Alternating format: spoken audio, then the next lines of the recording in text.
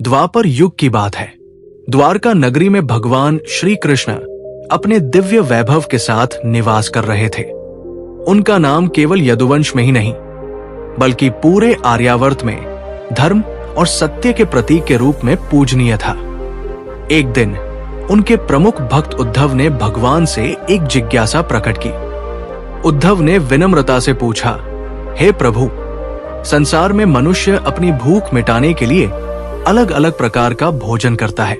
कोई फल फूल और अन्न खाता है तो कोई मांस और मछली। क्या मांसाहार करना धर्म के विपरीत है?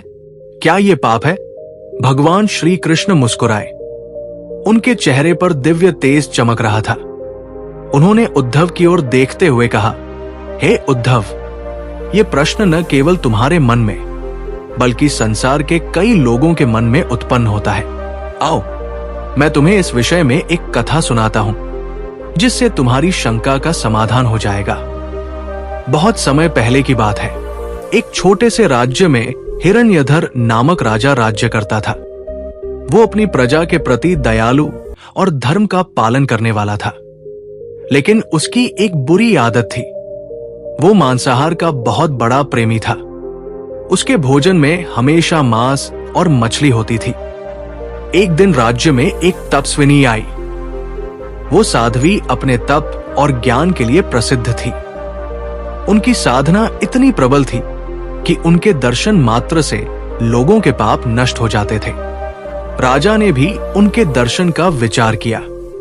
वह अपनी पूरी भव्यता के साथ तपस्विनी के पास गया और उनका स्वागत किया। तपस्विनी ने राजा से कहा, राजन, मैं देख रही हूं कि तुम्हारा हृदय तो धर्म के मार्ग पर चलने वाला है, लेकिन तुम एक बुराई से बंधे हुए हो। राजा ने चकित होकर पूछा, हे साध्वी, मेरी कौन सी बुराई है? साध्वी ने कहा, तुम्हारा मांसाहार तुम्हें अधर्म के मार्ग पर ले जा रहा है। तुमने कभी सोचा है कि जिस प्राणी को तुम भोजन के लिए मारते हो उसकी आत्मा कितनी पीड़ा सहती होगी? राजा ने कहा, परंतु हे माताजी, ये तो प्रकृति का नियम है। बड़े प्राणी छोटे प्राणियों को खाते हैं।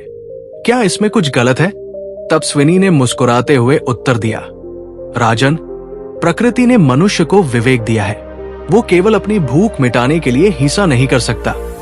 उसे अपने भोजन का चयन इस प्रकार करना चाहिए कि किसी अन्य प्राणी को कष्ट न हो। आओ, मैं तुम्हें एक सत्य दिखाती हूं। तपस्विनी ने अपने दिव्य ज्ञान से राजा को एक दृश्य दिखाया। उन्होंने राजा को उस गाय की पीड़ा दिखाई जिसे मांस के लिए मारा गया था। गाय की आंखों से आंसू बह रहे थे और उसकी आत्मा ने राजा से पूछा, क्या तुम्हें अपनी तृप्ति के लिए मेरी जान लेना उचित लगा? राजा ये दृश्य देखकर कांप उठा। उसने महसूस किया कि उसकी तृप्ति के लिए कितने निर्दोष प्राणियों की बलि दी गई है। उसने तपस्विनी से क्षमा मांगी और प्रण लिया कि वो अब कभी मांस नहीं खाएगा। कथा सुनाकर भगवान श्री कृष्ण ने उद्धव से कहा, हे उद्धव, मनुष्य को ऐसा भोजन करना चाहिए जो न केवल उसके शरीर बल्कि उसकी आत्मा को भी शुद्ध करे। मांस और मछली खाने से मनुष्य के भीतर क्रोध, हिंसा और तमोगुण बढ़ते हैं। ये न केवल उसके जीवन को दूषित करता है बल्कि उसे अधर्म के मार्ग पर भी ले जाता है। श्री कृष्ण ने आगे कहा, प्रकृति ने हमें फल, सब्जियां, अनाज, दूध और शहद जैसे भोज्य पदार्थ दिए हैं। ये सब हमारे शरीर को पोषण देने के लिए पर्याप्त है। जो व्यक्ति अपने भोजन के लिए निर्दोष प्राणियों की हत्या करता है वो न केवल उस प्राणी का कष्ट सहता है बल्कि अपने कर्मों के माध्यम से अगले जन्मों में भी दुख भोगता है।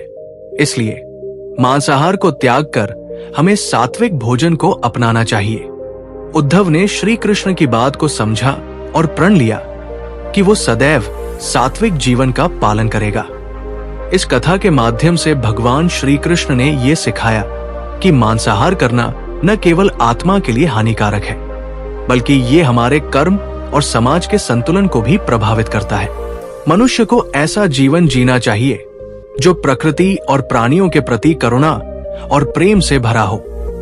अतः भगवान श्री कृष्ण के उपदेश के अनुसार मांसाहार से बचना और सात्विक भोजन करना ही सच्चे धर्म का पालन है।